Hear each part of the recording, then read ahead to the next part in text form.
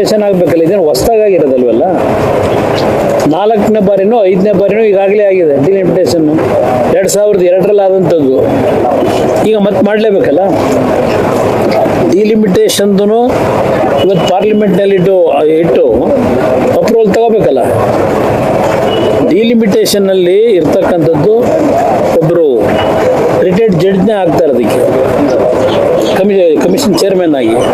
ಇಲ್ಲಿ ಅವ್ರು ಹೇಳ್ತಕ್ಕಂಥ ಪ್ರಶ್ನೆ ನಮಗೆ ದಕ್ಷಿಣ ಭಾರತಕ್ಕೆ ಭಾಳ ಅನ್ಯಾಯ ಆಗಿದೆ ಅಂತೇಳಿ. ಯಾವ ಥರ ಅನ್ಯಾಯ ಆಗಿದೆ? ಎಲ್ಲ ಲೋಕಸಭೆ ಅಧಿವೇಶನದಲ್ಲಿ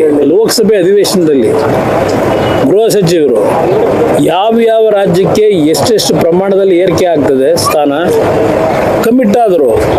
ಒಬ್ಬ ಹೋಮ್ ಮಿನಿಸ್ಟ್ರು ಲೋಕಸಭೆಯಲ್ಲಿ ಇಂತಿಂಥ ರಾಜ್ಯಕ್ಕೆ ಈ ರೀತಿ ಆಗ್ತದೆ, ಅನ್ಯಾಯ ಆಗಲ್ಲ ಅಂತಕ್ಕಂಥದ್ದನ್ನ ಲೋಕಸಭೆಯಲ್ಲಿ ಇಡೋದಾದರೆ ಈಗ ಹಕ್ಕುಚ್ಯುತಿ ಆಗಲ್ವಾ? ಹೆಚ್ಚು ಕಡಿಮೆ ಮಾಡಿದ್ರೆ ಲೋಕಸಭೆಯಲ್ಲಿ ಏನಾದರೂ ಆ ರೀತಿ ದಾರಿ ತಪ್ಪಿದ್ರೆ ಇದು ಕಾಂಗ್ರೆಸ್ಗೆ, ಸುಮ್ಮನೆ ಕಾಂಗ್ರೆಸ್ಗಿಂತ ಹೆಚ್ಚಾಗಿ DMK ಅವ್ರಿಗೆ ಒಂದು ಚುನಾವಣೆಗೆ ಒಂದು ಇಶ್ಯೂ ಬೇಕಿತ್ತು ಅವ್ರಿಗೆ, ಅದಕ್ಕೆ ಇವರೆಲ್ಲ ಕೈ ಜೋಡಿಸಿದ್ರು ಅಷ್ಟೇ.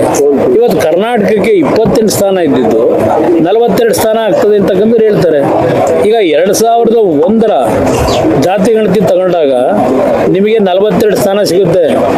ಈಗ ನೀವು ಹೇಳ್ದಂಗೆ 2027 ಜನಗಣತಿ ತಗೊಂಡ್ರೆ ಕರ್ನಾಟಕಕ್ಕೆ ಏನಾಗುತ್ತೆ ಅನ್ನೋದು ಯೋಚನೆ ಮಾಡಿದ್ದೀರಾ? ಸ್ಥಾನ ಕಡಿಮೆ ಆಗ್ತದೆ. ಆಗೇನು ಮಾಡ್ತೀರಿ? ಇದು ಇರ್ತಕ್ಕಂಥ ವಾಸ್ತವಾಂಶ. ಅವರಿಗೆ ಇದು ಯಾವುದು ಅನುಷ್ಠಾನಕ್ಕೆ ಬರೋದು ಅವಶ್ಯಕತೆ ಇಲ್ಲ. ಈ ಕರ್ನಾಟಕದಲ್ಲೇ ಗೆಜೆಟ್ ನೋಟಿಫಿಕೇಶನ್ ಆಗಿದ್ದು ಸ್ಥಳೀಯ ಸಂಸ್ಥೆ ಚುನಾವಣೆಗಳಿಗೆ ಮೀಸಲಾತಿ ವ್ಯವಸ್ಥೆಯ ಗೆಜೆಟ್ ನೋಟಿಫಿಕೇಶನ್ನು ದೇವೇಗೌಡರು ಮುಖ್ಯಮಂತ್ರಿ ಇದ್ದಾಗ ಆಗಿರ್ತಕ್ಕಂಥದ್ದು, ಅವ್ರು ಮಾಡಿದ್ದಲ್ಲ. ಇವತ್ತು ದೇವೇಗೌಡರ ಕಾಲದಲ್ಲೇ ಪ್ರಧಾನಮಂತ್ರಿಗಳಿದ್ದಾಗ 96ರಲ್ಲಿ ಈ ಬಿಲ್ ತಂದರು. ಕಾಂಗ್ರೆಸ್ಗೆ 10 ವರ್ಷ ಸರ್ಕಾರ ನಡೆಸ್ತಾರೆ. ಆಯ್ತಪ್ಪ, BJಪಿಯವ್ರು ಮಾಡಲಿಲ್ಲ ವಾಜಪೇಯಿ ಕಾಲದಲ್ಲಿ. 10 ವರ್ಷ ಮನಮೋಹನ್ ಸಿಂಗ್ ನೇತೃತ್ವದಲ್ಲಿ ಮಾಡಿದ್ರಲ್ಲ ನೀವು ಸರ್ಕಾರನ. ಅವತ್ಯಾತಿಗೆ ಉಮ್ಮನ್ ಮೀಸಲಾತಿ ತರಲಿಲ್ಲ, ನಿಮ್ನ ಹಿಡ್ಕೊಂಡಿದ್ದಾರೆ ಯಾರು? ಅಂದ ಇವರಿಗೆ ಈ ಮೀಸಲಾತಿ ಅವಶ್ಯಕತೆ ಇಲ್ಲ, ಬೇಕಿಲ್ಲ ಅವರಿಗೆ.